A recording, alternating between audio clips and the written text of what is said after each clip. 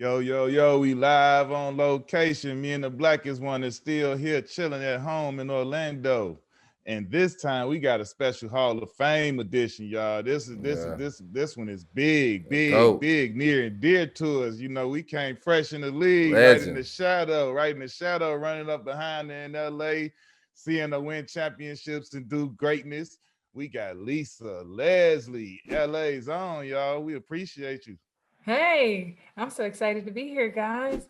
LA, y'all was just pups right there on the Yeah. Clippers, but Young I had babes season in the tickets. wood. Yes. Yeah. And she had season tickets. Victory!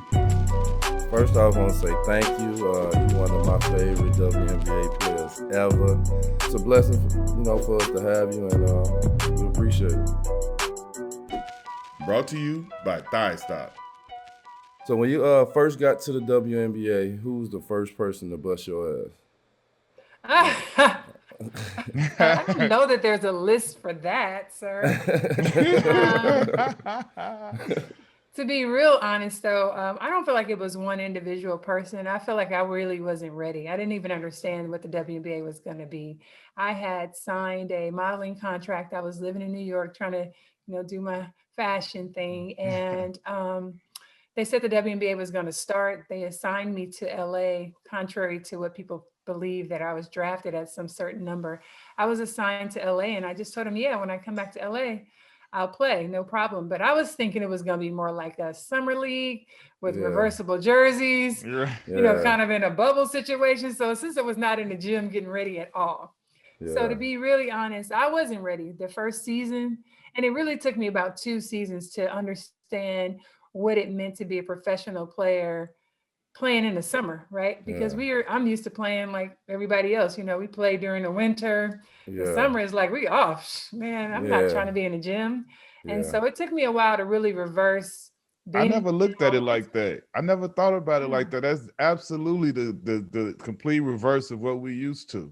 Yeah, and that was our first year. So it was like, we're going to play ball in the summer, but wait, y'all bringing cameras? Hold on. And everybody tell me it was about to be like on, you know what I mean? So I really wasn't ready. I mean, I was decent. I was blocking shots. I was scoring and stuff, but I wasn't like locked in, ready to go, prepared to just lead my team to a championship. Like all of that, it really took me a while to give up some of my freedom to really prepare and be ready for the summer, like to really be ready.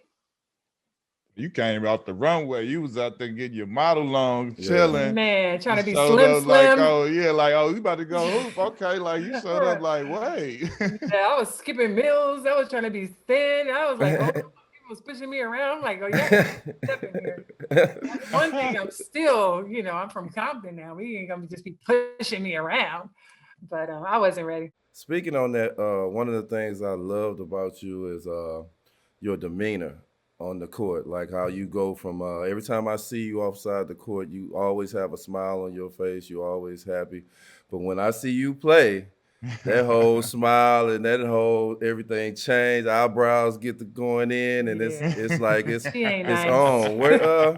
Where did you get that from to change from being such a nice person off the court to it's about me and my teammates and winning on the court? Yeah, that's a great question. I think for me, I've always been competitive. So even when I was like 7, 8, playing backgammon was like one of the first games that I was playing with my mom. And I was like, Mom, okay, this time don't let me beat you. Like, don't like play for real, Shout out to backgammon. I used to play that with my mama. Yeah, I swear to goodness. I'm old school. Some checkers. I play chess. Uno. I mean, I still beat my kids down. Like, y'all don't want to see me. Right? I don't even know why you invited me over to the table because y'all gonna be mad. I'm dominoes. I play poker, like spades, everything, tonk. It don't matter. I'm trying to win. And so that, I think I was competitive even before I ever played basketball. And I think it's those two things that come together, that desire and to want to win. It's very cliche because, you're like, I want to win more than I want to lose. You hear that, but I'm really that way. Like, I love winning. It's competitive. I'm going to take the fun out of it. Even in taboo, you name the game. My family is like, all right, here we go. I'm like, stack your team. Be ready. Like, don't ask me to play if you're not trying to, win. So that's a part of my personality. And I think that off the court and when we're not playing games, you know, I'm LA, I'm cool. Like I'm not tripping whether we in the hood or we in Beverly Hills or we can go high or low. It does, you know, like I fit in anywhere. I love people naturally. You know, I'm gonna treat the janitor and the president the same. And I respect those people and those jobs. And, you know, I'm just thankful. I'm grateful. I'm blessed. I'm a believer. So it's only so far I'm going to go in terms of what I'm willing to do to sacrifice my relationship with the Lord. So, you know, I always keep that at the forefront too. But in the game of basketball, you know, all bets is off. I'm just mean. I'm different. She different. She crazy. You know, I used to call it my Wonder Woman effect because I feel like I love being dressed up, you know, lipstick, you know, being a little fly, whatever I feel my mood is, that's where I'm going. I'm not like everybody else. I'm not trying to fit in with all the other women. So I respect who I am and I respect who you are. You know, I show up, I want lipstick, I want to be glammed. Let me do me because that's who I am. And I respect however you do you.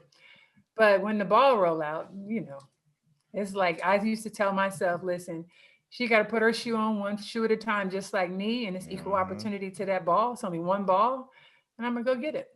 Yeah, I just used to love it out of you because, you know, they try to make that thing of like, oh, all girls gotta smile or they can't holler after they get an and one or they gotta, you know, when you playing ball, you just gotta play ball the way you supposed to play ball. So for you to just be out there like, nah, I'm out here rugging, I'm in the paint, I'm bodying, we bowling and we boxing out every play. Like I gotta be mean out here.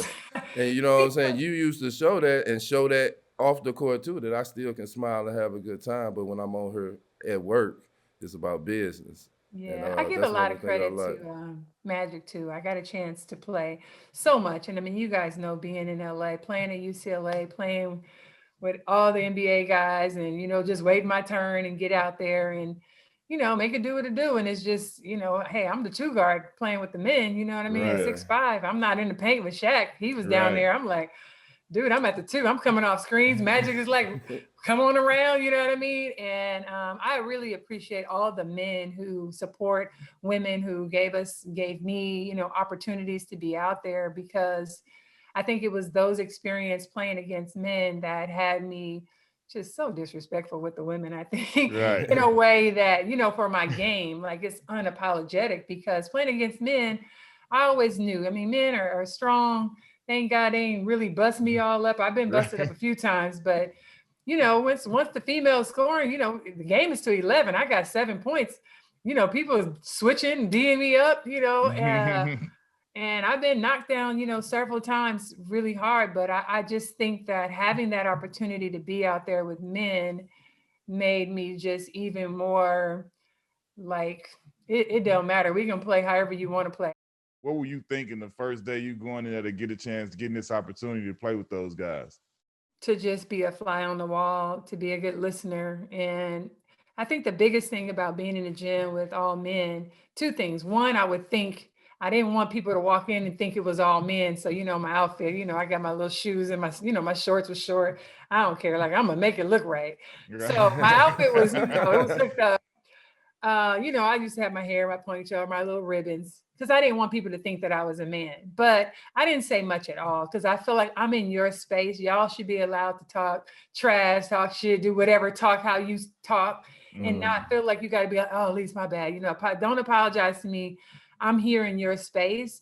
And so I never said much. I just played. I did whatever, you know, Magic told me to do, basically, because he would always put me on his team, because, you know, kind of protecting me in ways of the way that he wanted me to play, or coming off screens or whatever. You know, Chris Mullin out there, you had shooters. There were so many great guys out there that I didn't want them to treat me like a girl. And so treating one of the guys. Yeah, I didn't want to, you know, it's just like if I play pickup with y'all, I'm not going to be in there, you know, talking, because I feel like this is your space and you're allowing me in it, and you guys should be able to be men and talk the way you know y'all do. So the fact that you played on Magic team lets me know that you won all the time. All the time. Because Magic was not gonna lose the game. He was gonna call fouls until he That's right. And you know, by then he could lose. shoot threes too. So you know, he had this little set shot three. You call it ball up, ball up. So I know when you got a bucket, was Magic talking shit for you instead of you talking shit? Always, always. I know he was. Yes. Yes. I mean, I thank him so much. Just I always bring him up when people ask me about just having an opportunity to play with men, because it really was, you know, whether we were at UCLA or back at the Spectrum, y'all all over.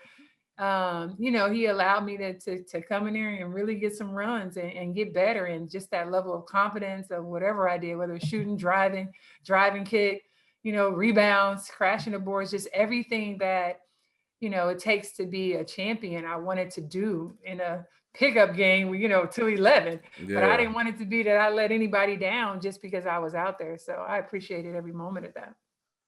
Morningside High School.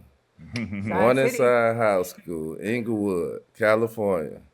What made you choose Morningside out of all the schools in LA you could have chose to go and play for? Like, why was Morningside was like the school for me to go to? You know, really, I chose Morningside at one day before school started. So the real backstory is that we had lost our house in Compton. So I lived with my aunt for 1 year. Then I lived with my grandmother. So I had to move with my grandmother, who lived in Inglewood, like 2 days before them choosing which high school I was going to go to. So my uncle, who played football, went to Inglewood High, and we went to the district to sort of get, you know, how you have to get papers and just kind of enroll, because I'm new coming from another school. And I was trying to enroll in Inglewood High. Shout out to Paul Pierce. But I didn't, because the people at the district was like, oh, well, you want to go to Morningside High if you play basketball, because they have a team that went to, they didn't win state championship, but they won like CIF. Okay. They got out the city or something. Yeah. So they had won they hadn't gone to state, but they won CIF. So they had a good girls basketball team and a great coach who became my high school coach, Frank Scott. Shout out to Coach Scott, who was amazing. And so it was really the better girls basketball team was at Morningside. And so the next day, literally, I'm like on campus. I was 6'4" as a ninth grader. So I'm just sitting there, and all the girl players went and got the coach, like, Coach Scott, there's this new girl who's like really tall. And he walks over, and he had seen me play because I had played like AAU, and I played on, what was it back then? Was it BCI? Y'all remember any of that type of stuff? So that's kind of like Blue Star and all of those different summer leagues. AAU still exists to this day. So I had played like 12 and under, 14 and under, 16 and under, and 18 and under. Like I was on every team. And so by the time, you know, I'm 14, I'm in the 9th grade, and he was like, Lisa, I'm familiar with you.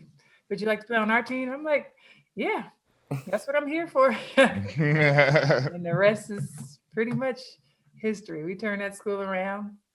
Lost the championship my sophomore year, the state championship. I missed a shot. And then the next 2 years, we won back-to-back. Total domination after that. But you know what? The crazy thing is that missed shot is really the thing that I remember most. Yeah. You know what I mean? But it's that thing that also gives you that character, you know, that decision when you decide, like, you either get back up, you know what I mean? You get back at it, or you never recover, you know? So I recovered. You scored 100 points in high school. Okay, you got to get that right, D, if you're going to say it. I'm sorry. You scored 100 points in a half.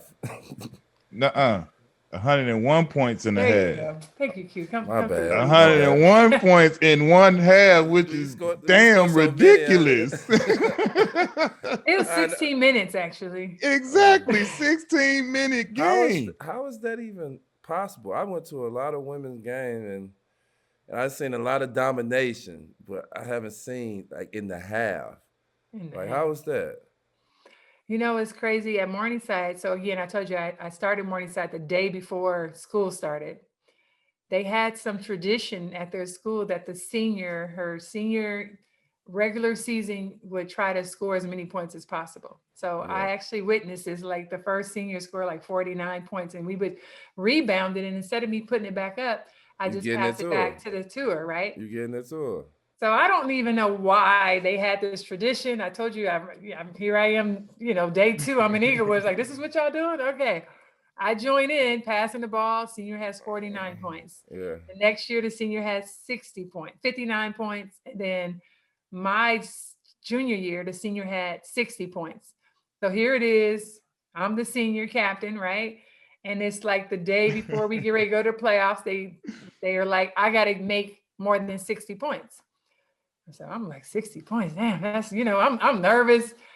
And once the game started, I was just locked in like a video game, man. I was just on fire from everywhere. That's what it was. And they was getting it to you. Time out. They so they really forfeited, and you could have probably had another 200. I mean, another 100 in the second half, but they forfeited at halftime. Yep, they forfeited, and the real score was 102-24. That was the halftime score. And that wow. And I scored 101 points, which was crazy because when I looked at the board, I'm like, what's wrong with the clock? Because I've never seen, you know what I mean, like 101 on the board. So I was like, what is 01 to 24? What does that mean? Like, no, it's 102. And I'm like, oh, 102? Like, yeah, you got 101 points. Like, I didn't even know. That's how crazy it was. I was just locked in, man. Like, were you like shooting threes? Like no threes. Not one 3-pointer. No. So I did not shoot one 3-pointer. Chamberlain. So hold on. Let me just. The 3-point line existed. Now, I ain't that old, but I just didn't shoot it. No, I'm just saying in the point that no threes and you got. I'm thinking about it though. The little Pope bless the little scorekeeper's heart. This old school. They doing the little junk. The little, the scorekeeper got like the man. Yeah, the little book. Making mark. Nah, that's. How was the crowd in there? How was the fans? Oh, it was crazy. They had to be every bucket. It's like, oh, like when you get to 20, 30, 40, I was 50, exhausted 60, after the game. And it wasn't packed. Like, it wasn't full because it was a regular season. Like, it was a basic game. I don't know. Yeah. I'm not trying to say the team, but you know what I mean? Like, it wasn't like one of our packed houses. You was out there like Wilt just laying on me. Yeah. I'm in the record books right there. Crazy. That's crazy. So what happened was I was supposed to be trying to break, at some point, they told me at halftime to break Cheryl Miller's record, which was 105, right? In a full high school game. And they didn't. And they forfeited. Come on. So now I got a new record because it's in like the Guinness Books World Record or something, 101 points in a half of a game. Yeah, that's crazy. We're still in the books. Don't worry about it. It's all right. Oh yeah, we're gonna still rock it out. That's crazy. Let me ask you, could it have been anybody else but USC? Could anybody else almost get you where you was like, I'm finna go here? Yeah, I'm gonna tell you, I really my final choice. Well, I'm low key nerd, by the way, so let me just let that out. I really wanted to go to Stanford. I just about to say Stanford, huh? Yeah, that was my first choice. And SC, what really came down to is I fell in love with the coach at SC. So my coach is Marianne Stanley, Barbara Thaxton. Shout out to my coaches. You know how it is. The relationships are so important. And my relationship with those coaches just were stronger. I was in LA and, my mom, my family's in LA. So I'm like, well, they can come right up the street. Right. Come watch me play ball. It makes sense. But in my heart, I low-key was really, Stanford was just kind of the thing I really wanted to do. So USC, like the history, Cheryl Miller, what I'm saying? Like going there and how dominant she was, and Cynthia Cooper. Yeah. You know what I'm saying? We got all the stars. Oh yeah. All the ballers. Look. The McGee twins. Yeah, I was about to say for JaVale mom. Thompson, boom, Tina don't stop there. Thompson, yeah. Look. And a few more sprinkled in there. So the USC, you there, and your first year, you win freshman of the year. Was that the year you felt like you was good enough to play on that level? Like, the level go higher as you go to the school. It's not the girls that you play in high school no more. Now it's, girls that's better. How was it for you when you first got to college and you seeing the level? Was it did it take you a minute to adjust, but once you got a rhythm, it got to going? Or no, to be real honest, my first game I had 20 points and 10 rebounds in college. But she jumped right off the porch. She jumped right off the stoop, ready to go. Nice. But what saved me really reason why I think I had so much success early in college is because I played for Team USA. I made my first USA team as an 11th grader.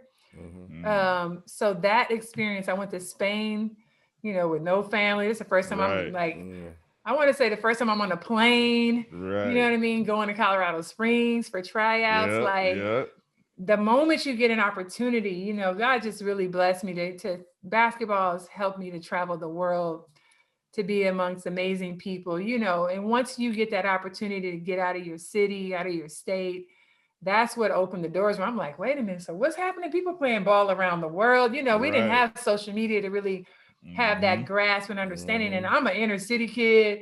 So I'm not surrounded by highly educated, other people, you know what I'm saying? We were really in our little bubble. My grandma at that time, I think, was the only person who was really, she had gone to college, and my grandmother was a nurse, right? So she worked in the ER. She really was the most educated of my whole family, my aunts included, a few of my uncles who were accountants. That helped save me from a money standpoint.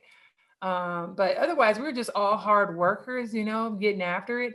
And I think in hindsight, when you look back, the opportunity to travel and be from the inner city and just see both worlds is that's what makes us hungry, right? You get that chance, Q, I heard you telling a story about Jordan on one of your shows, the first time you met Jordan in your neighborhood, like on the next block. That moment is like, that's that aha moment, that Oprah talks about, where you like, dang, like I could do it too. Like I could really make it, So I had little moments like that. The USA team actually came to Inglewood at Inglewood High, the USA women's team, and practiced.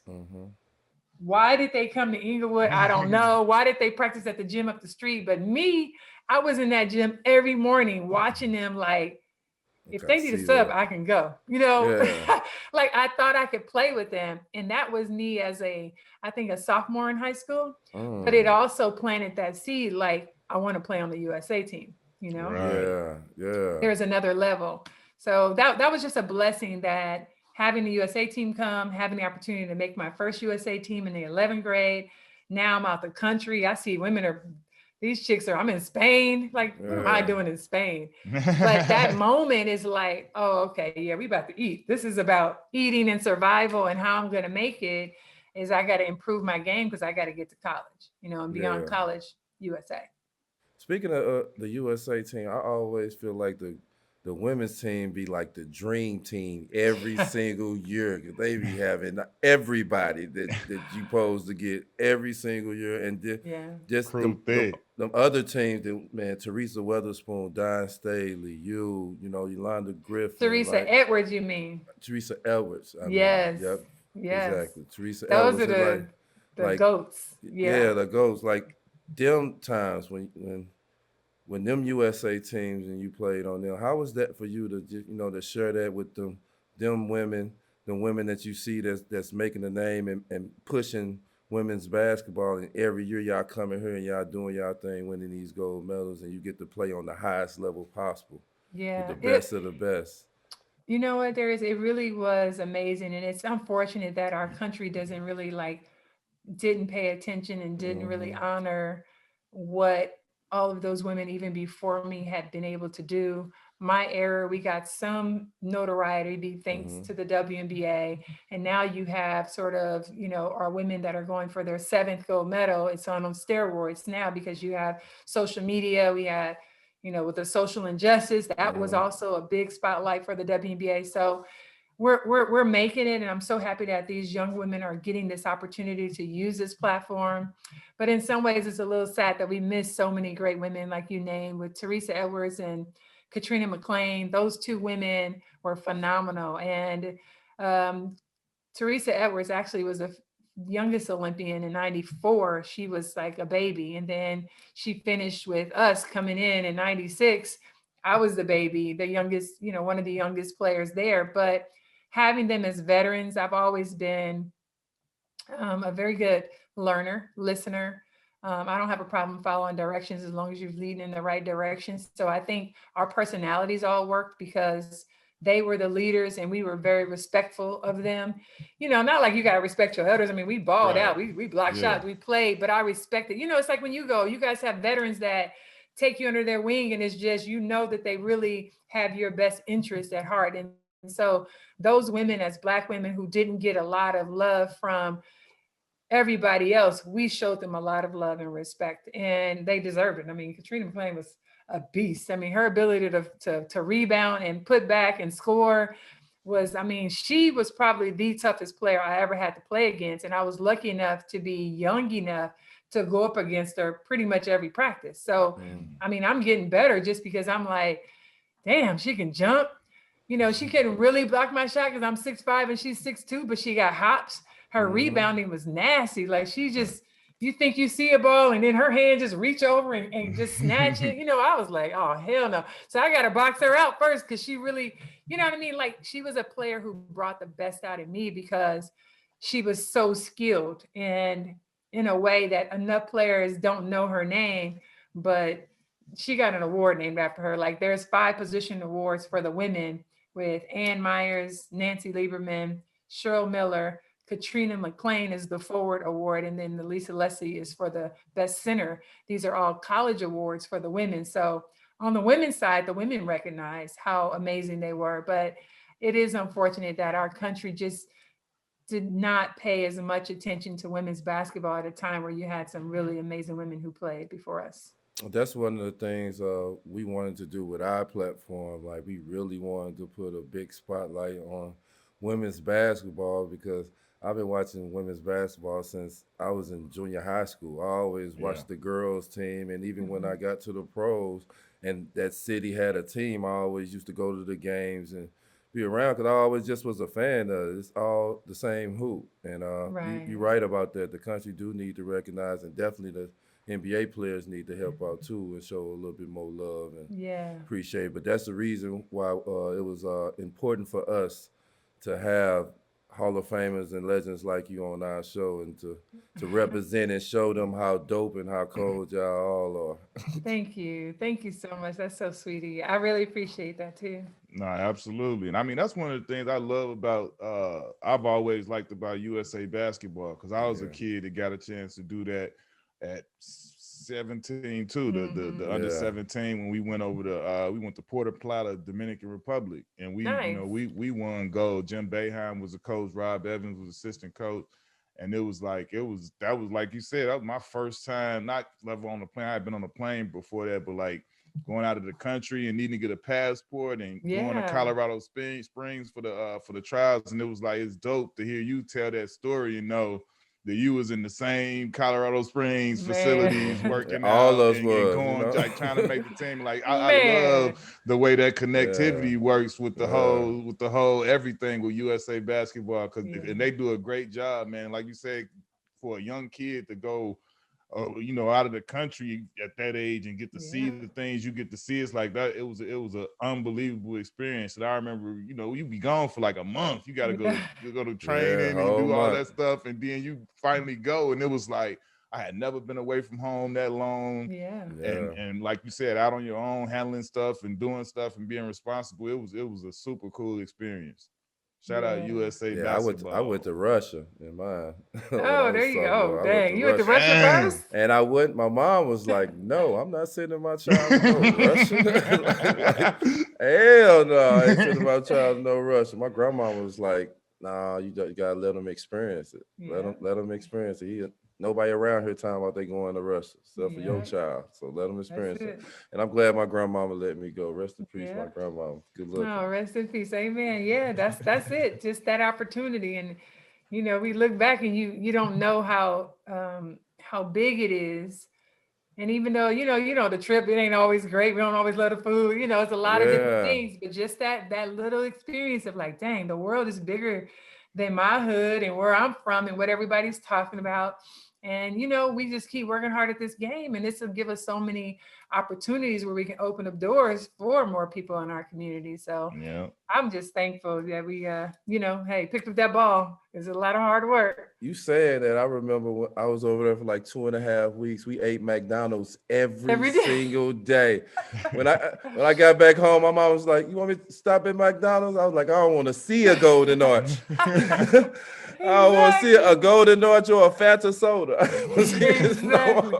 Now that's the one thing I'd say the Americans we have bad is that we go overseas and we just do American stuff. It's like I lived in Italy for a little while when I played ball over there, and I had, you know what I did? I started to buy the books and I started to teach myself Italian and listening to back then, you know, this is what is it, the DVDs and things like that. Mm-hmm. Right. Trying to teach myself so I could like speak to my teammates and, you know, learn the culture, learn to order food when you go out to eat. And then a lot of times the Americans would just watch, well, then VCR, watching Martin all day. You know, you just stay in the room watching movies, watching Martin. And I'm like, y'all, you gotta try to learn and immerse yourself into these different cultures so we can learn from them. So I would definitely give advice to anybody who has the opportunity to go abroad, even if you get to play ball, to don't just go and just be so locked into the internet. Watch your movies at night, but you know what I mean? Try to learn the language, learn about the food. That was something that I really, really enjoyed. I also played in Russia too, which was bananas. How were those stops for you playing both of those cities, like, well, countries? How was that playing in, you know, overseas in general? How was that experience for you? Man, it was tough. I think when I played in Italy, I was fresh out of college. That was like my first thing. That was my first engagement. So I was engaged. That ain't work out. But you know, because you overseas, he still had another year to play ball. It didn't work out, but it was a good experience. I loved learning Italian. Love and basketball. Yeah, you already know. And love ain't work out, but the basketball did. But it was exactly love and basketball. So, you know, the story is pretty much close to what happened. So, you know, it was cool though. I'm glad that I went. I'm glad I learned another language. I'm glad I had a chance to meet some amazing people. Russia was a little bit different because by then, when I went to Russia, I only went overseas 2 times for myself personally to play. Mm-hmm. And the second time I went, I was married by then, but no kids. And so we had a good time. Russia was tough though, man. You know, all I learned was the alphabets and privyet and kak dela, and that's all I got. How was the food in Italy though? I've heard the food is amazing over there. Amazing. Oh, have you not been? Q, you got to take the family to Italy when the world gets back to normal. Italy is amazing. I love the food. I like Italian food. I do like Italian food. That's authentic Italian food. Yeah. Right. You're not gonna eat Italian food when you come back here unless somebody make like spaghetti at home. Make it from scratch. Yeah. But Italian is amazing. The people are really nice. I enjoyed the South. I was in Rome and I was in Sicily. I'm sorry. I was in Sicily and in Rome. So I love the South. The South is pretty much like very hospitable. They take their siestas, great food. You know, you get the rest, but Russia was a little bit more difficult. We did eat McDonald's quite a bit. And then I cook a lot. So, you know, the groceries are good. Let me ask you this. What was the plan after college that you was thinking about before they even said it was going to be a WNBA? Was it always to be like, I'm going to go overseas and continue to hoop, or it was like, I'm going to figure out a job? Because I know a lot, you know, like a lot of women, you know, back then, like it wasn't no WNBA, it wasn't no after, you know, college. Like, so what was your plan? Or what you was thinking about? What you was majoring to be a doctor, Dr. Leslie? Or anything? No, God, no. So my undergrad is in communications. My master's is in business. I was always planning on going into broadcasting. Okay. So I got a chance to do that pretty early, working for ESPN. You know, I've done so many different things now. ESPN, CBS, Sports Network, for TNT. Being in front of the camera was kind of the thing that I felt most comfortable doing since I was in high school. I think after I scored the 101 points, I had so many interviews and just that was kind of like, oh yeah, okay, cool. I could do this. You know, I was comfortable in front of the camera. Then the only reason why I went overseas was once I realized there was going to be a USA team that I wanted to make the Olympic team. I actually got cut from my first Olympic team. Never really tell that story, but I did get cut. What I year was actually that? tried out in 1992. Yeah, I was in high school. Well, no, I wasn't. Wait, hold on. I got my years mixed up. I wasn't in high school. I was in college, and I was one of the last players cut. It was really sad, but they won the bronze medal. So just saying, they left that girl at home. They knew better. They would have did better. They would have did better. Sometimes you need that young player to just fearless, though. You know what I mean? Like I hadn't studied the game enough to really know who I should be afraid of or not, or like, you know what I mean? Who the veterans were. I'm just trying to block everything. Like I was just out there. And I think that's how I made it that far, because I had done some really good things against players that really had like were household names in college. But I'm like, I don't know who they are. Whatever. She picked up the ball, she tied her shoe like I did. Let's roll, you know? Right. Thinking back to '96, how impactful do you think that you guys' Olympic team was on the start of the WNBA? How like do you think that was a huge like launch pad for the WNBA? All of you guys being on that big stage with the Olympics. Yeah, that was the reason why the WNBA began. So what happened was in 1995, they put together our women's team to play. We traveled the world. We traveled and played in Russia. We played in Poland. We played in Ukraine. We played in Cuba. We played in Australia. I mean, you name it, we went. We had on, I always say, I got one pair of sweats that'll stand up in the corner by themselves. That's how long we had on those USA basketball sweats, like a whole year. You know, I'm not a sweats girl. So I was just like, this is some bull. I ain't signed up to be. We just traveled the world and played everybody. So our team went, what's the right number? We went 62, I believe it was. No. We went 52-0 before the Olympics. The Olympics was only 8 games. Okay. So it's 52-0. We traveled everywhere. But what happened was we started our tour playing against all the colleges. And that's where they started, their mind started to think. We did a college tour playing about, I want to say we played maybe 15 colleges and beat all of them by like maybe 50, right? Maybe there's only one team we didn't beat by 50. We beat them so bad, and all these fans were there cheering and getting our autographs and all this stuff where they saw, wait a minute, there is another level beyond college, and they hadn't really paid attention until you could see that we were like a well-oiled machine. I mean, we were like friggin' San Antonio playing against, you know what I mean? Like it was just bounce pass. I mean, we looked like the Globetrotters out there playing against these college teams, but it was just really where you could see like, damn, there's another level, and that level, that gap is really far. Like it's tough for many, these new recruits that come into the draftees that come into the WNBA. Like they had a crazy statistic, like only maybe like 10 of them can even make it because the level jumps so far that it's tough for these young girls coming from college to really prosper in the WNBA, especially in their first year. Like it's unheard of. Candace is, you know, an exception to the rule. You know, the few players who've been able to do it. So for us, it was kind of like they saw that gap happen and the wheels started turning for the moneymakers early. And that's why the WNBA got launched, because of the success of the 96 Olympic team. How was it to play with Tina Thompson? Y'all got to play 1 year together, right? Yes, we played 1 year. Well, we played a few years together. We played 1 year together not in high school, in college at a USC. Right, in college. Yeah. Because she went to Morningside also. We played great together. I mean, our high-low was sick. No. Yeah, we was one game away from the Final Four her freshman year. So that was my senior year. We lost in the Elite Eight. But we're going to blame that one on Cheryl Miller, because that was her first year of coaching. And she, to this day, I mean, she didn't know what the hell she was doing. So,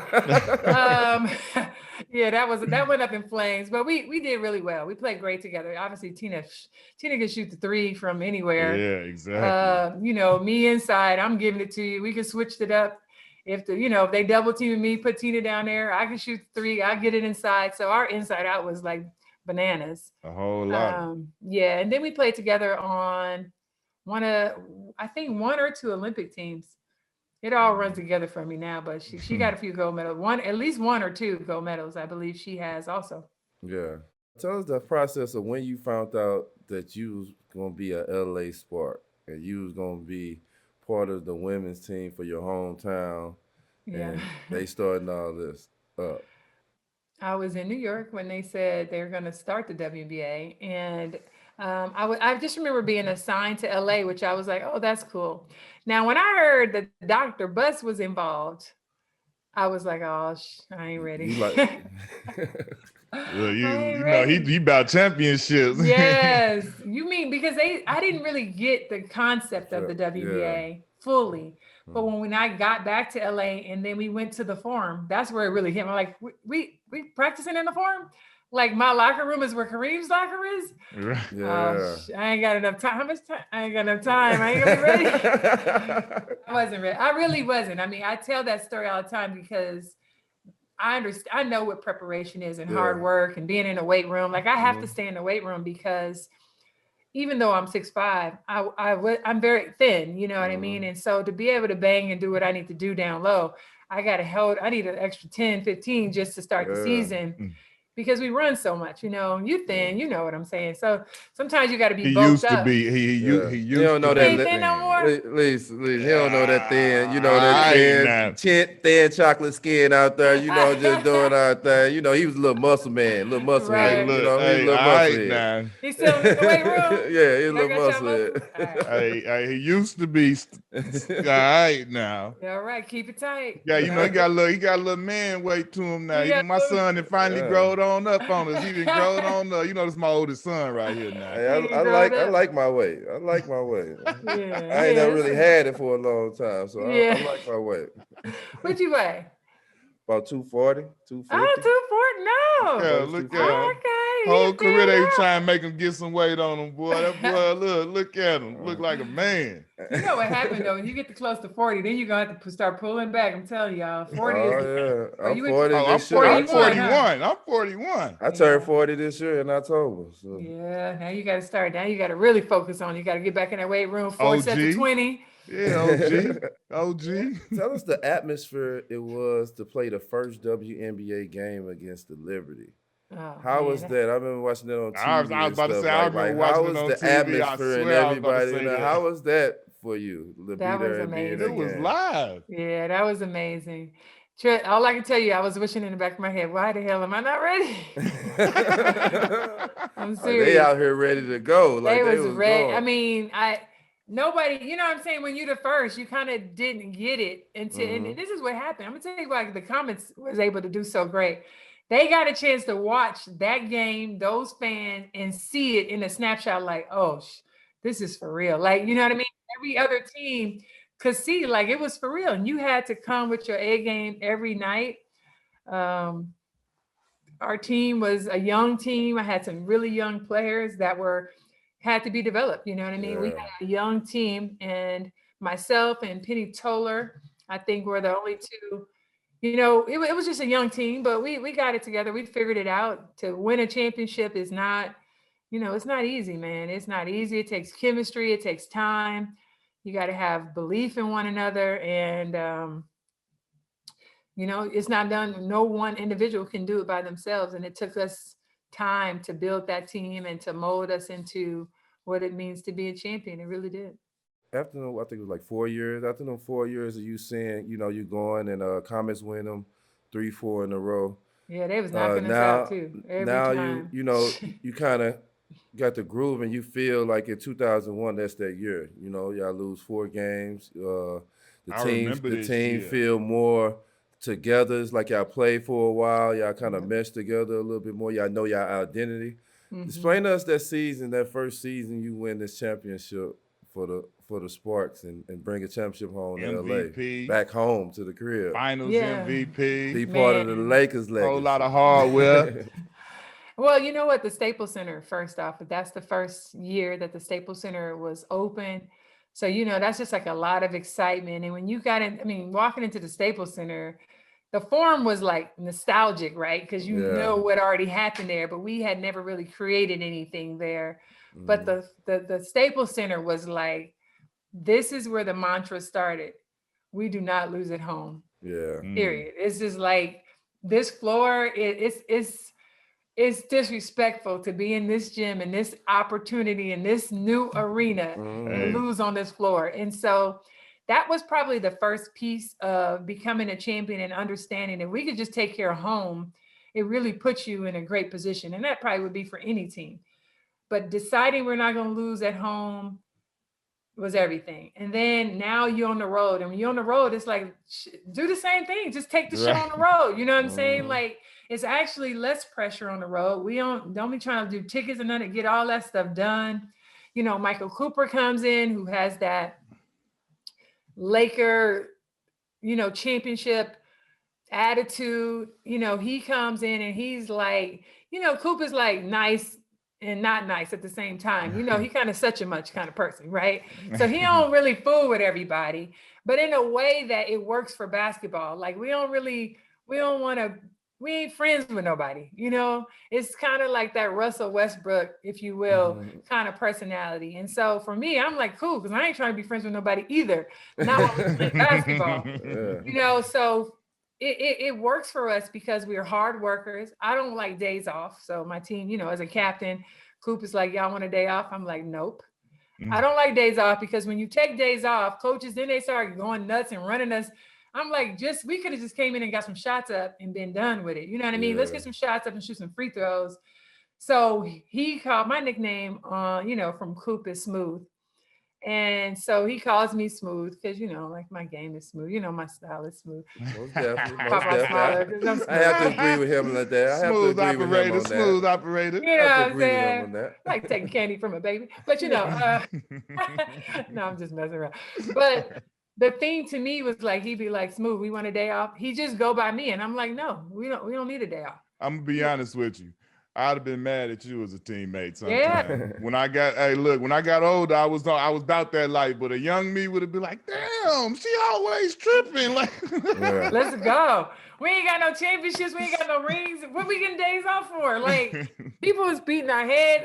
You know, my thing is, listen, because it's condensed in the summer, right? The hardest sacrifices given, you know, summer, LA, you got the beach, you got the pool parties, you got, you know, we got bowling. I never looked at it like this, like y'all was giving up the whole Man, stuff. you got to give it up. So I'm like, in order for these new players to really understand LA, we don't get to enjoy LA like everybody else. And you got to make sacrifices. And if we really want to raise the trophy, every year we don't win, y'all wasting my career. Wasting time. And you know, Kobe was like that. Like, it's just like, this is some bullshit. If we ain't winning, what are we doing? Yeah. You know what I'm saying? And we used to talk about that all the time. Like, what do we do? It's a bust. So that's it. I'm like, by the time we get to 2021, 2000, 2001, 2002, 2003, we rolling. Yeah. I thought like coming in when they started, like you was finna come right out and be the best player. You know what I'm saying? Just the most dominant player in the league. You the best player. But then it didn't come into that championship year where I felt like you totally dominated the league and you showed that you was the best player in the league. You won MVP, you won Finals MVP. Mm-hmm. How was that for you? How was satisfying that for you to feel like, man, I dominated, I won the championship. I feel like I'm the best player in the world to lead my team to do this. Sportswoman of the year. You know what I'm saying? Sportswoman of the year. Yeah. And now you did, you come back to back. You know, that's what real true champions. That's what I initially thought coming in, like you say, I was slow coming in, you know. Yeah, a lot of girls was ahead, and which it shows, you know what I'm saying? That's why I understand it now hearing you talk about it, like, yeah, because I was like, man, Lisa Leslie is so dominating. And then when you finally showed your domination, it was like, man, that's crazy. Like how you dominated them 2 years, well, not 2 years, you dominated your whole career. I don't want to disrespect. Don't get me wrong. but you know what I'm saying. Yeah, it's tough. And I'll tell you why it's really tough. Because everybody has to have the same level of commitment. Mm-hmm. Like we can look at the stats. It's not like my numbers are up and down or my rebounds are up and down. Mm-hmm. Like I'm really I was a really consistent player. I've always gotten better every year, because I add stuff to my game because I'm a student of the game. It's like, hey, if I'm going left, I'm going right. If I got a hook shot going left, I need a hook shot going right. Up and under, step through, whatever, step back, fade away. We can do the whole Kiki series. We can do face up. You know what I'm saying? Like, it don't matter. Like, you know what I'm saying? My game is what it is, but I need teammates. I'm an unselfish teammate. You know what I mean? Like, I'm not really like the person who got to go out and just get 30, win or lose. Like, I got 30. That's not my thing. So I got to figure out, how do I make these players around me better? You know what I mean? As teammates. And if their drive is not necessarily the same as mine, some people are, some people are not. Everybody's not willing to make the same. Everybody's not willing to make the same sacrifices. And that's true on every team. You know what I mean? I another quote, Kobe would say, and, obviously, I love Kobe, and, for him not to be here, but just the thoughts of like, everybody's not willing to make the sacrifice to do what I'm willing to do. And that really is the case across the board. And how do you get each teammate to try to buy into that? Because you need everybody. You really do. Yeah. And so part of that is not that I wasn't necessarily dominating, because I was all-star and I made MVPs in the all-star game and things like that. I was winning gold medals, but I'm still in need of teammates who are willing to make the sacrifice. We already know either, and Michael Cooper used to say this all the time, either I'm going to get us through the regular season or I'm going to get us the championship, but I can't do both. Why? Yeah. Right. Why? Because at some point you got to send a double and a triple. You got to. Yeah. I mean, you can't stop me one-on-one. You can't put one player on me. So at some point, every team's sending a double. Yeah. They're going to make sure Lisa doesn't beat them. Somebody else got to step up. You know what I'm saying? You refuse to lose. Them back to back, like it was like you were playing with a chip on your shoulder. You refused. And you know what reminded me of that moment when y'all finally broke the ice and won? Was Candace Parker when they beat Minnesota. That reminded me of that same moment when they beat them. Like, you can see out there doing that series, like, man, she refused to lose. She finna go at any and everybody. Minnesota is running these championships off, but they finna lose this year because she was playing, refused to lose. And like you say, it wasn't about the stats. It was just she was doing everything possible. Everything. You have to sometimes. And that reminded me of the time with you, when you won them back-to-back, and then you won it at a time we was out there too. That's what I was about to say. Lakers I was about to ask, how was that when y'all was, it was like y'all had to hold them, and we was the little brothers over here in the corner not winning the damn thing, but like the city, it was like, for real, that was when, like, though we came straight into the league right in the middle of that, all of that. Y'all, they dynasty, y'all dynasty, everything. The whole city was on fire. How was that for you being an LA kid? Yeah. And you part of this, and you got the Lakers doing their thing, and you know how you got a relationship with those guys. And how was that for you in that time frame? It was amazing, outstanding. One, because the late great Dr. Buss was an amazing owner, with Jeannie Buss, with all the Buss family in general. They took care of us, and they took care of us in a way, I don't know if it was just because we won, but we won. So now here we are. We got the Sparks. We're going to Hawaii with the Lakers because the Lakers is doing their preseason in Hawaii. You know what I mean? So we're celebrating our championship. We out eating, we got good money. Everything was like so amazing. And I think it's the treatment. I think that's really what it boils down to. Being a female athlete in our country, we get treated like second-class citizens. And I know that we all can understand what that looks like and sounds like now, more in 2021 than ever before. But it's really the way that we were treated. And so when you get into a situation where people treat you and value you, you can appreciate it more. And we were valued. Dr. Buss really loved us. He loved the Sparks. He loved me. I was one of his favorites. And he showed value in that. And I appreciated that. I would never ask that man for anything, or his family, because that's not my style. But I appreciate you just recognizing that I work hard in this purple and gold, and I bleed purple and gold just like the rest of everybody. I grew up Showtime fan. Byron Scott went to Morningside High School. How I got my first time in the Forum is because of Byron Scott. Coming back, giving back, bringing the high school boys and girls team to the Forum. Otherwise, I don't get into that building. Shout out B. Scott. That's Yeah. dope. B. Scott. So that's love that I remember what it's like and why I love being a role model, why I sign so many autographs and take pictures with all of the babies and, do what I do because somebody did that for me, inner city kid, with this opportunity to get in that building. And I know we all have walked in the Staples Center and we don't think anything about it. We drive through the tunnel. It's just what we do.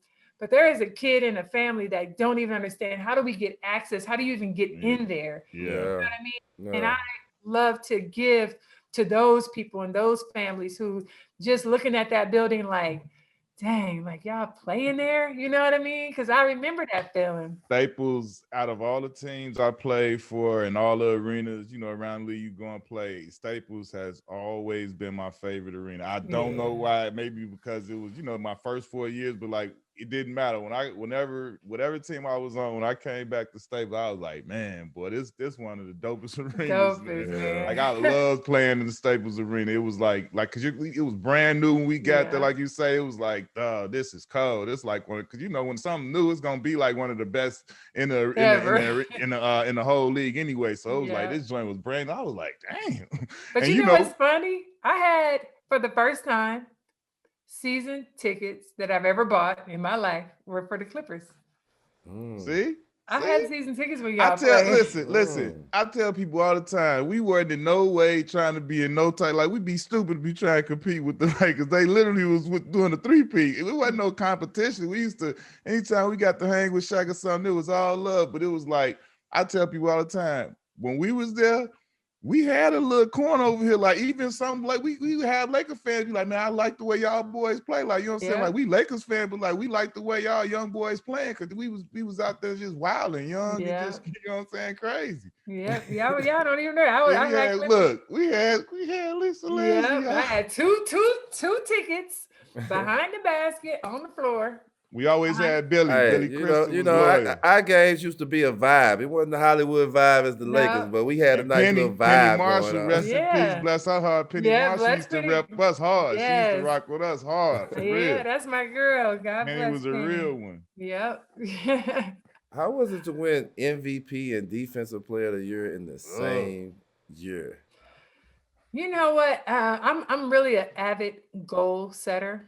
And what happened for me is that I started to try to figure out what else I could do, but challenges for each season. Again, I told you I was training in the off season was in the, the fall, right? So I was in the gym. I used to be in our practice facility before the Lakers came in. So Lakers practice about 8:39. Players start trickling in. I used to practice from 6:30, 7 with Coop before the Lakers come in, and I shoot and play with Derek Fisher and, playing shooting games and things like that. And then I would leave. So for me, I used to go meet with my trainer, Adam Friedman. Shout out to Adam, who's over there at Goes Gyms in Venice. Bam. I used to go meet with Adam. And so we would come up with like goals, like, what do you want to do this year? I'm like, this year, you know what, Adam, I want to dunk. Man, I've been dunking since I was in high school, but I have not dunked in the WNBA game. Let's put that on there. I want to dunk. I want to be MVP. What else haven't I done? Oh, there's a scoring champion thing. I didn't know you get paid for that. So I want to be the scoring champion. I also want to win Defensive Player of the Year, put that in my Nike contract. So my thing is like a checklist off the contract. That's it. I'm like, what do you get paid to do? Oh, okay. There you go. So that's how all that came about. And each year that I had something written down, I won it or I checked it off. You can see.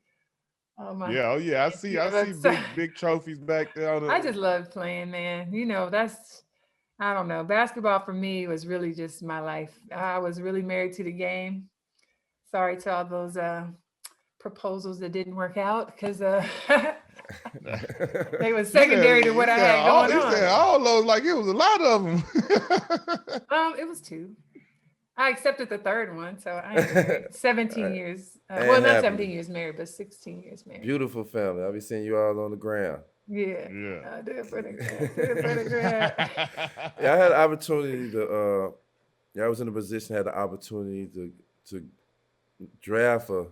To me, she's a transcendent player. She's a different style player, and her name is Candace Parker. When we asked her when she first got to the league, who bust her ass. And she said, when I got to practice, Milton and Lisa Leslie used to kill me every practice.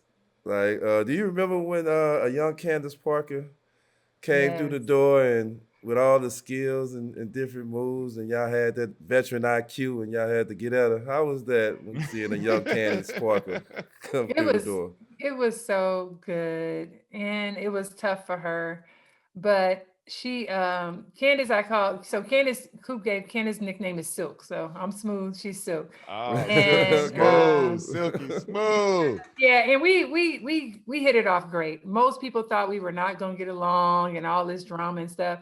Yeah. Listen, I'm cool.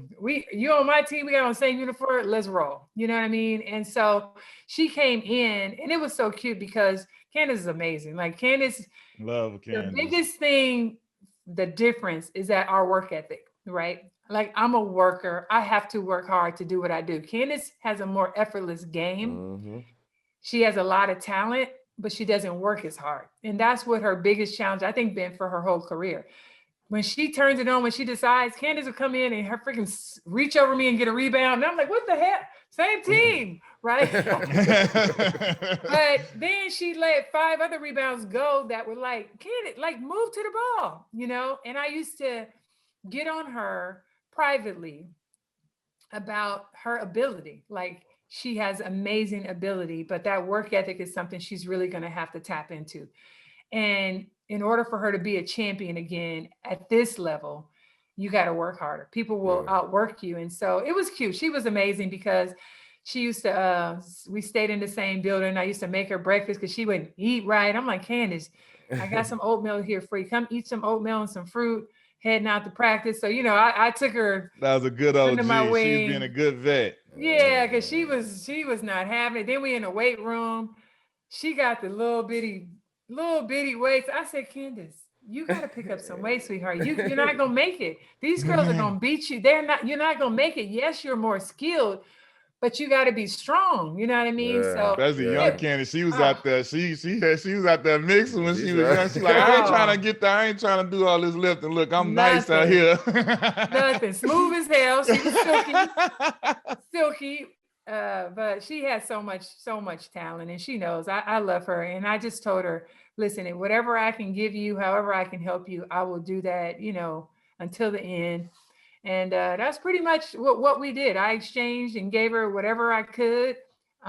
She was very receptive.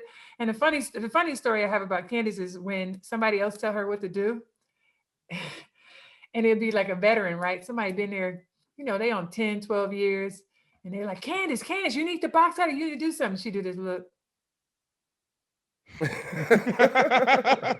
She like, Smooth, what is her name? I'm like, first off, that's our teammate. Second of all, she's been in the league for 12 years. And I'm like, Candace, you got to listen to everybody. You can learn from everybody. She's like, Smooth, she don't even play. She don't even get in the game. What she talking to me for?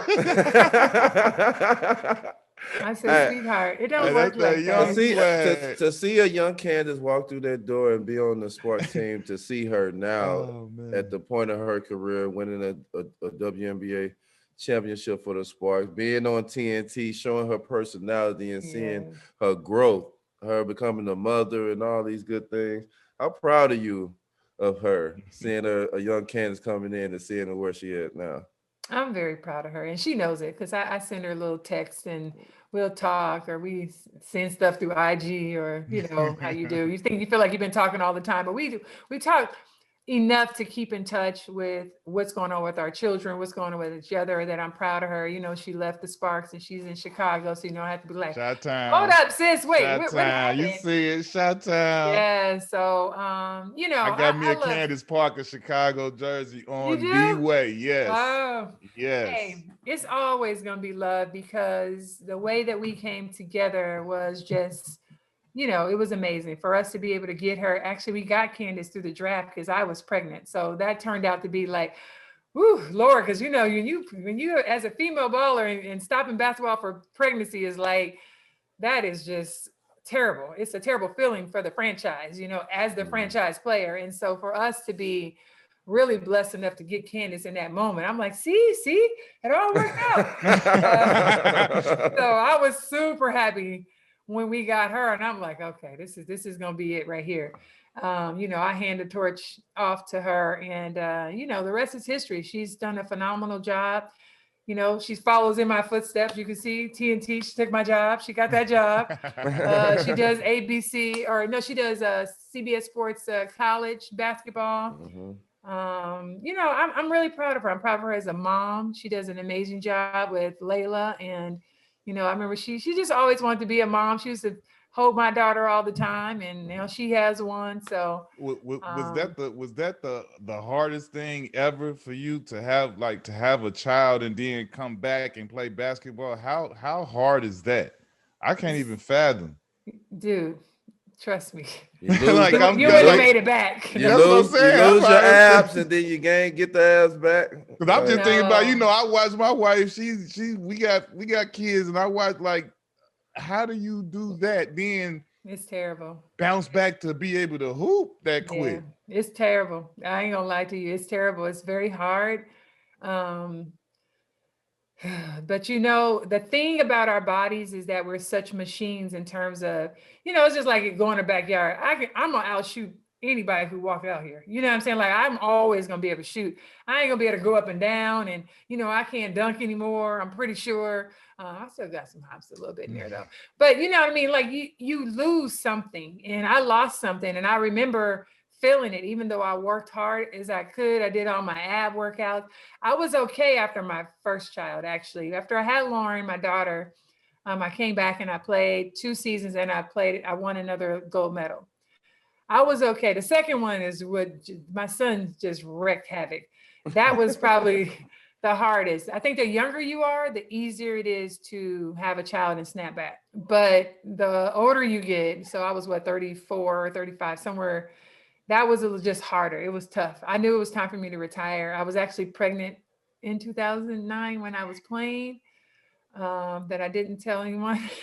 So it was just hard. It's just difficult to have your body and your abs, all stretched out. Everything we move through really is from our abs, like our trainer tells us. Right. But I remember the moment when I was like, the ball came off the rim and I saw it and I was like, get it. And you didn't move. And I didn't move. And I was like, what the fuck? Like, you know how you like box out and go rebound, like it all is one motion. You don't even think about it. It just happens. And I remember when I got back and I was like, I had to do one or the other. I couldn't do both. I couldn't just instinctively get to the ball and box out. And that's when I knew it's time for me to retire.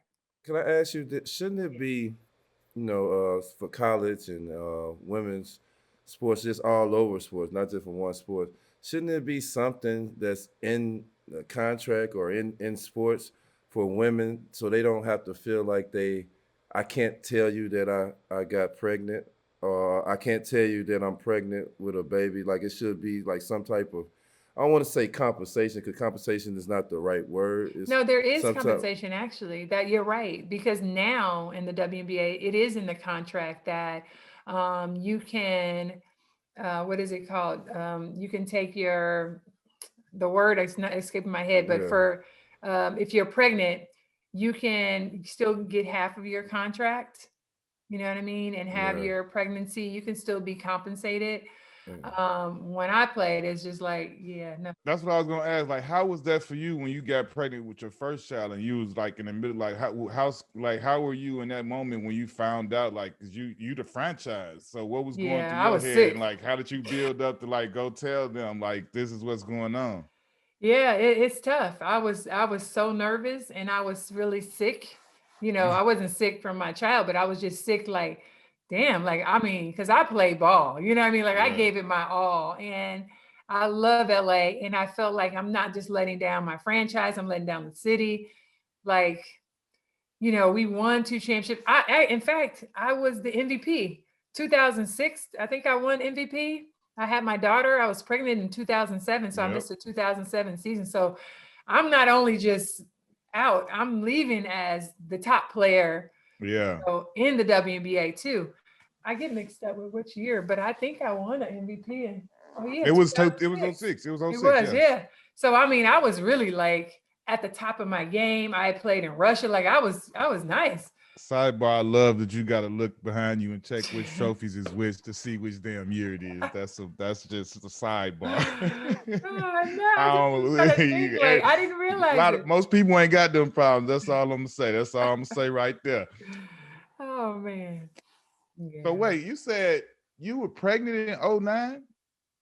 Yeah. You made the you played in the All-Star game that year, right? Yeah. Yeah. Crazy. That's why I say all the time, boy, women, y'all, like I knew when I first saw my wife give birth, I was like, man, women are superheroes. Yeah, like that's like, whew.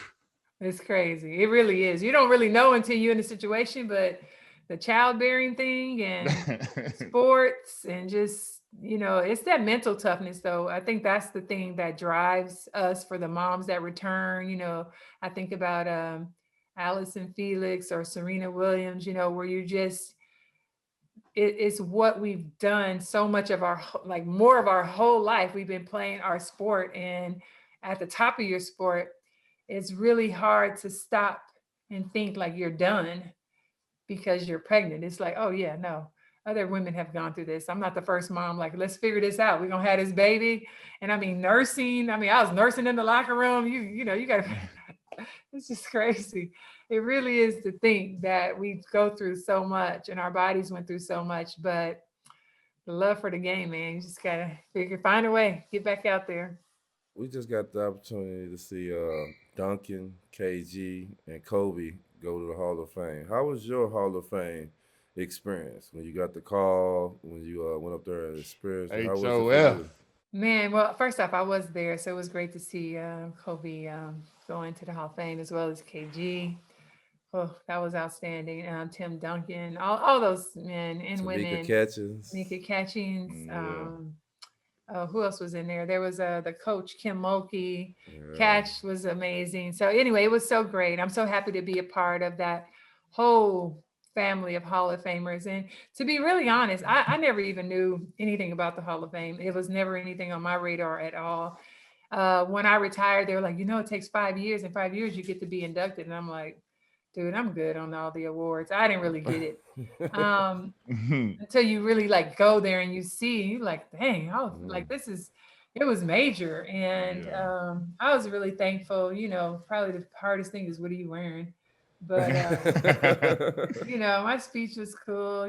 I just said a speech that I think it was titled, I didn't get here by myself, because I didn't get here alone. It was just so many people, my mom, my sister, my husband, just the whole process, all my teammates. I've had some amazing teammates. I've had some amazing coaches. And so to be inducted into the Hall of Fame, I know it's an individual award, but it really is, you can't get there without all the amazing people who support you. So I really give homage to everybody, coaches and all. All the Hall of Famers that we didn't ask, they said when they get in, they really realize it's kind of hit them. It's like they rewind from the first time they grabbed the ball, from all the coaches, teammates, all the way back to this point. Was that like kind of the experience for you? Like you just kind of just go back to the early days all the way to now, the ups and downs? Yes. I think the biggest thing I think about is my homegirl, Shay. Shay is her name, because we played ball. I went to Whaley Junior High in Compton, and my first time going, actually, I wasn't even a baller. So listen, I played double dutch every day, and I was in drill team. So I was like shaking, dancing in the streets and jumping double dutch till 7th grade. So 7th grade, I go, and I'm like 6 foot. This is ridiculous because my daughter is 6'1" and she's 13. I was 6 foot at 12. So I go into, middle school. Yeah, I was up there always. I go into middle school, and they're like, Shay, everybody calling Shay. And I'm like, dang, who's Shay? Like, why everybody know her? And they're like, oh, that's Shay. Shay on the basketball team. I'm like, oh, okay.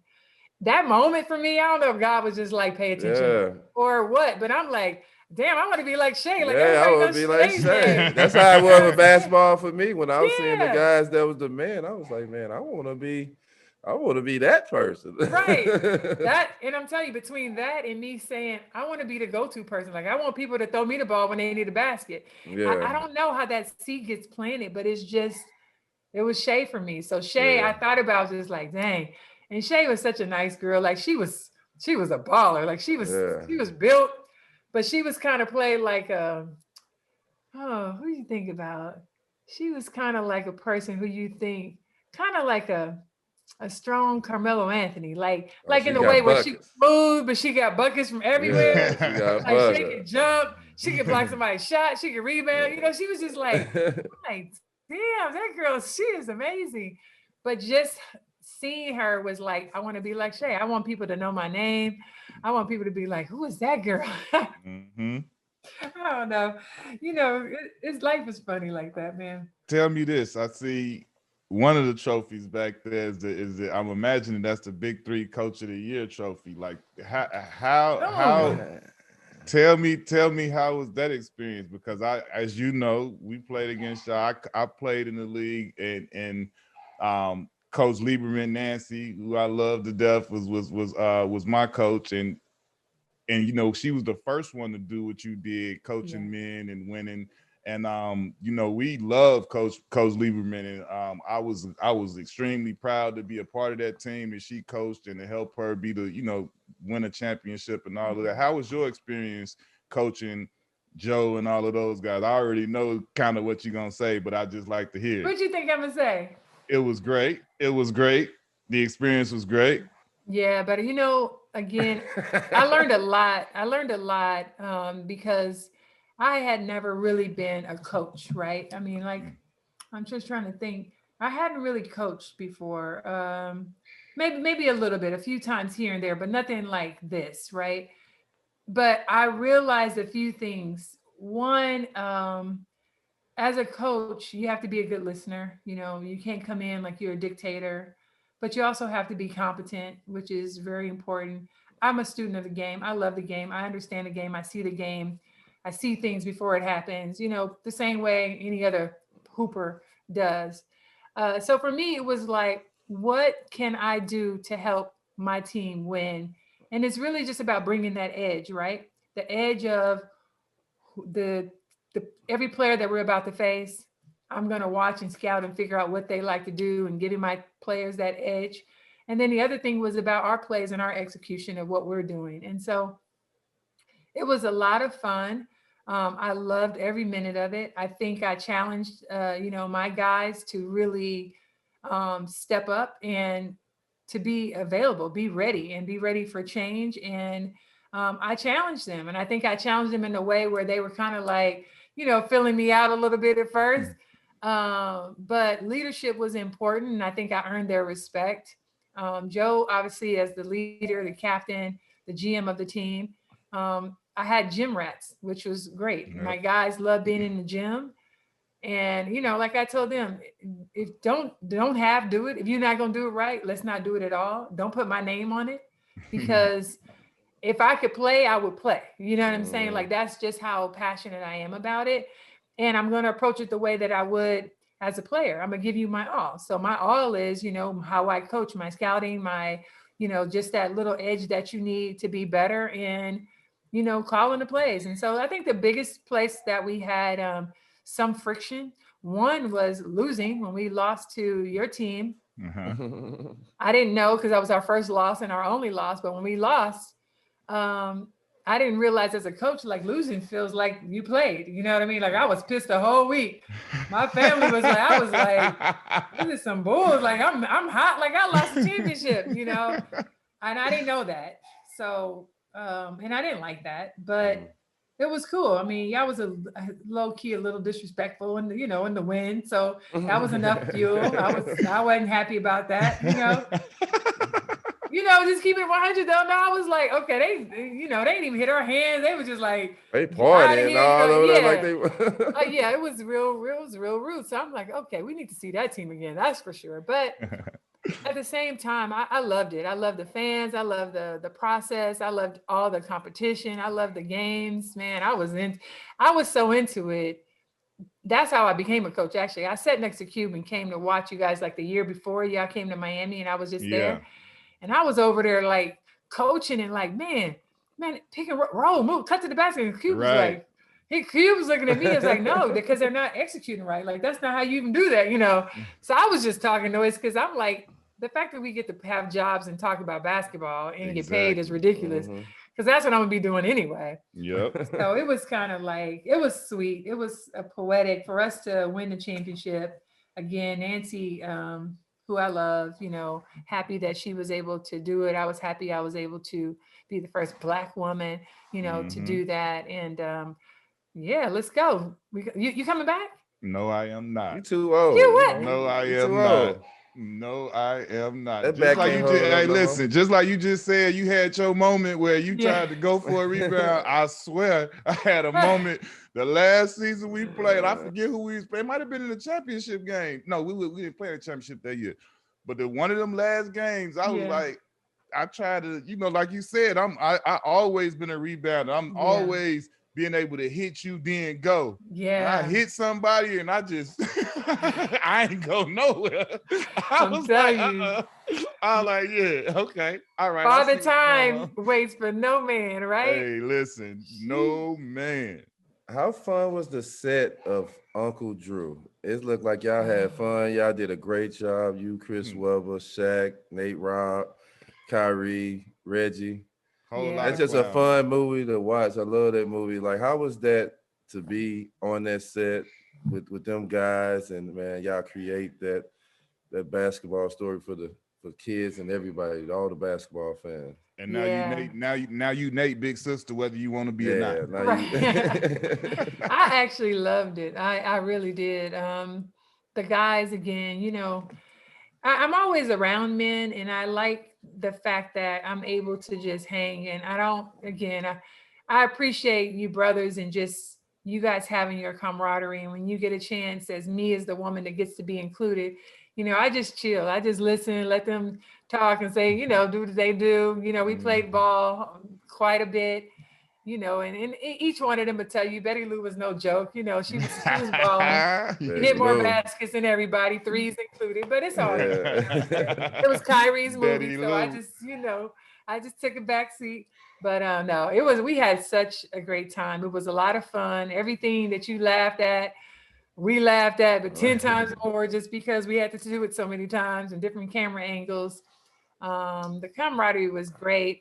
And I'm so happy that so many people really like the movie. Like, you know, it's one thing to be a part of something and you see the finished product and you're like, okay, you know, it was really good. Very well done. So shout out to our producer also, because we had so many great people on that set.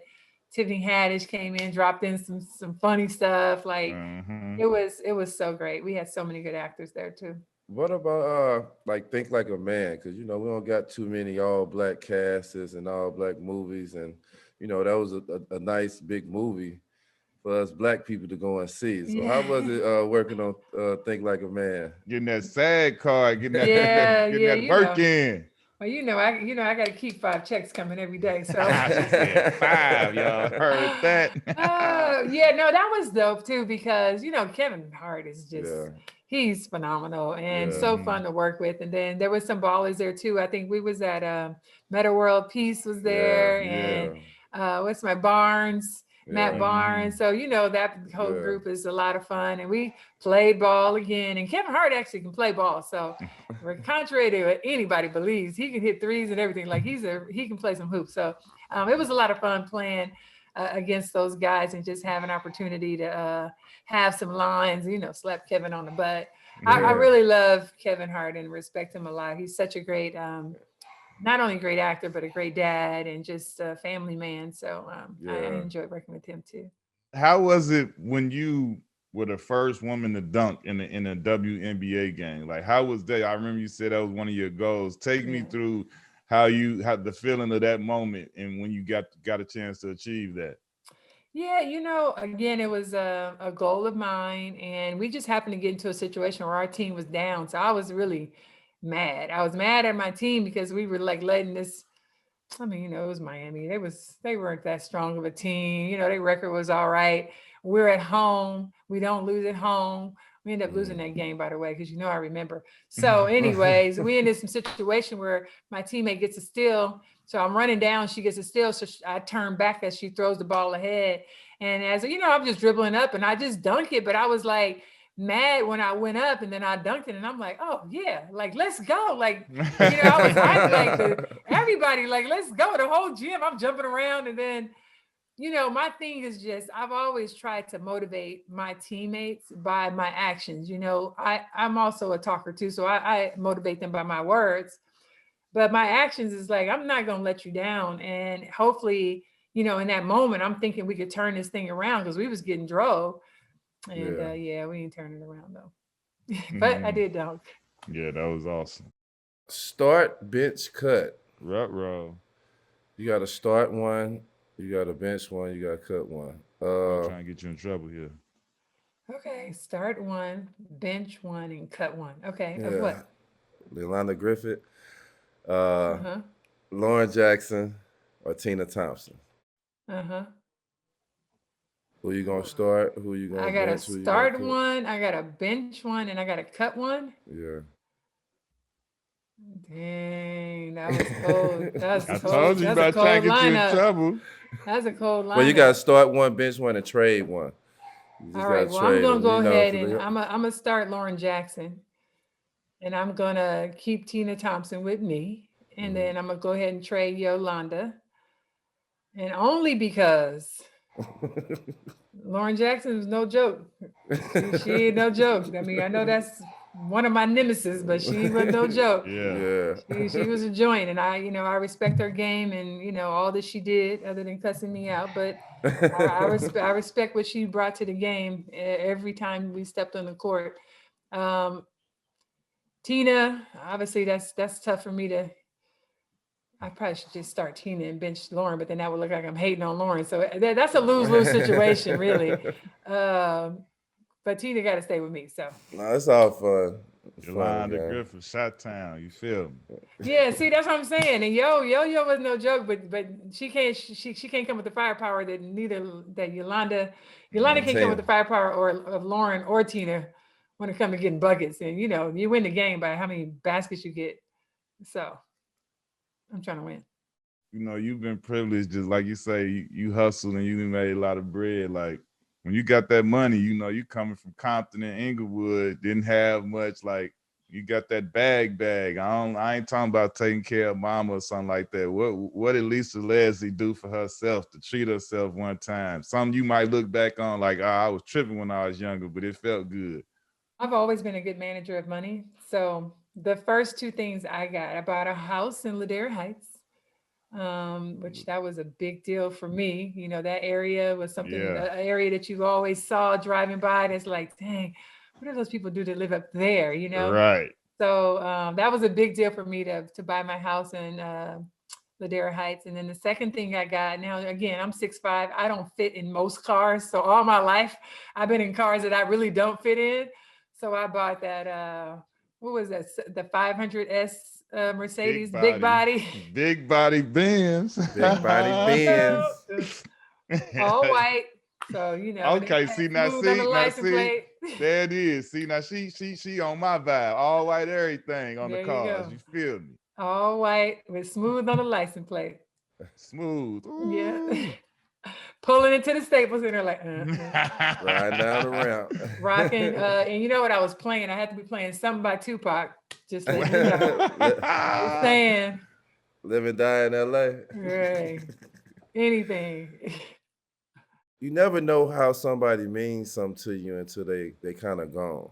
I never knew how much Kobe meant to me and just his presence until you're gone. I still feel it to this day. Just explain your relationship with Kobe and what he meant to you. Yeah, Kobe was like a little brother in some ways, because his sisters, he has two older sisters. And so his middle sister, Shay, and I hung out all the time. Yeah. So, and y'all probably remember us in LA. Shay and I was out. Yeah, we just seen Shay in Vegas a year ago. Yeah, so Shay is my girl. And I think just being at the house, when they first moved to LA, hanging out with Shea, hanging out with Kobe, being at the house for dinner, spending the night, just basic things that clearly, I took for granted back then. But it was just a beautiful family. They had a beautiful family. I loved Jelly Bean, Joe Bryant. I loved Miss Pam, and just being around their family. They had a beautiful family, a great connection. And so, me being very family oriented with my mom, my sister, it was just a perfect fit. I remember when I first day I left their house and I went home and I was like, Mom, their family's like our family. Like their mom is really nice and she's really pretty, and their sisters are nice. So it was just, just a great fit. And so then the basketball side of it was just, Kobe and I obviously both played. He'd be like, Lise, come here. He's watching video and always watching video, watching basketball. And me, again, a student of the game, I'm in the room watching video with Kobe, just, right. you don't think anything of it. We watching Jordan, everything. Shea is like, Lise, come on. I leave, go with Shea. We go to the mall, come back. Kobe, Lise, come here. I go back in the room. It's just like, that was kind of the thing. It was just, Kobe was a connection with basketball. Shea was like, we did girl stuff. Then Jelly Bean became my coach. He coached the Spark. So that was another great relationship, having Joe in my life and just him teaching me how to pass. He was a great passer, bounce passer, doing all these drills he used to do with Kobe when he was little. I got a chance to do in the gym, the Muhammad Ali drills and, all this footwork drills. So, that's another moment that I always cherish, just being with his dad so much and having that time. And then, you have Kobe and Vanessa, and that was just a beautiful relationship. I mean, they've just had an amazing relationship with the girls, and we would always then talk about our children, and just you always want your kids, I'm sure you guys talk about who got the it factor, like watch out for that boy now, not my son, but then my daughter, ooh, she fierce, so we would exchange stories about our kids and just who's fierce and which one is mean. And I don't know, it's just it is one of those things where you never know how important those moments are until you don't get them. And just being devastated by the loss of him makes those moments even more like on reels, just repeating in your head about the times that you had, because you spend so many times together, and then you're like, it's only so little, because he's gone so early. I mean, when we got to LA and, we seeing all these things from the palm trees to Magic Johnson to Shaquille O'Neal and the Hollywood sign. And I just remember me and Q, we was in the Garden of Eden, I think it was. And we didn't pose to be in the Garden of Eden if you checking IDs that day. But I just remember seeing you come in, walking the VIP, and I remember tapping Q saying, man, that's Lisa Leslie right there. Yep. And you came in and you just showed us so much love. But I just definitely just want to thank you again for coming to rock with us. And it's definitely been a pleasure. I've always been a person who, I just love people. I love the fact that you guys, I know you're new to LA, you know what I mean? It's like those of us who grew up there, we're not in awe of things that happen in LA because it's all our lives. We're around, we really are around celebrities. Even if you don't know them, you're around them. You see them at restaurants, you see them at the movies. And so I just think when you see guys come in, that's not from here, it's just like, hey, what's up? Congrats, y'all made it. You made it to the league. Like, I'm proud of you. If there's anything I can do, what's up? VIP, step over the rope. Come on in. You know what I mean? I just feel like it should be that way. We should always show each other love. And then show love like that. Especially, for Black people, sometimes we just don't understand how important it is for us to have that open hand and empowering one another. And some of us get a little bit high on our horse about it. Yeah. You know what I'm saying? But that's never really been my style. I really think, I'm not saying that I'm cool, but I just think I'm cool about so many different things. I'm just laid back. You know what I mean? It's like, it ain't that serious. If this room, step over. We popping bottles. If there's some extra, you know what I'm saying? Like, get a glass. Like, right. You know what I'm saying? What is this? What does that hurt us to be that way with each other? So I'm glad you guys have those memories, because I remember you guys being like, young guys, like, yeah, this is cool. Come on in, whatever. Join in. All right, that's a wrap, man. This has been Two Love We appreciate you. We appreciate you. We had greatness in our presence tonight. Thank you, Lisa. Thank you, Q. Thank you, Darius. I appreciate you guys. Much love to you. Congratulations on the success of your podcast, which I do love. Thank you. Yeah, keep it going. Yes, thank you. Till next time.